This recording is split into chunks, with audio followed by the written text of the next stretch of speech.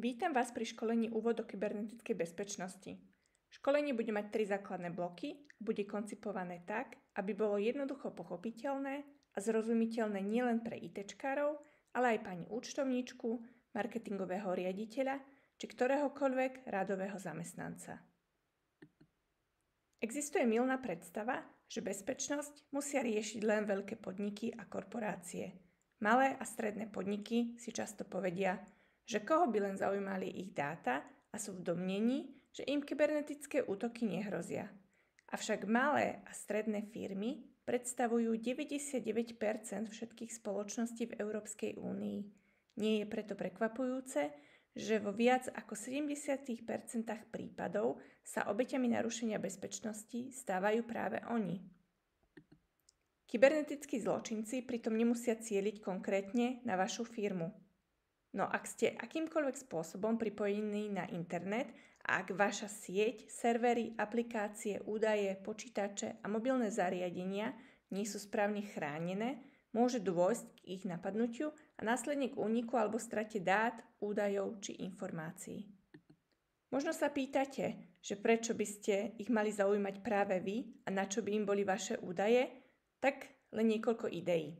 Cielené útoky a hacking bývajú súčasťou konkurenčného boja firiem. Môže ísť o to, že vás chce konkurencia zdiskreditovať alebo vaše intelektuálne vlastníctvo využiť vo svoj prospech, alebo sa dostať k údajom vašich klientov. Ďalej útočníkovi môže ísť o vaše dôverné informácie, ktorými vás bude potom následne vydierať, alebo len chce databázu osobných údajov, ktoré predá na čiernom trhu.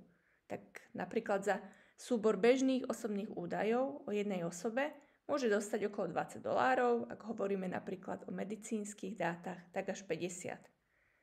Treba podotknúť, že zaistiť 100% bezpečnosť je v podstate nemožné, ale povieme si základné princípy, ktoré pomôžu chrániť pred útokom, prípadne zmierniť jeho dopad, respektíve umožnia rýchle zotavenie po ňom.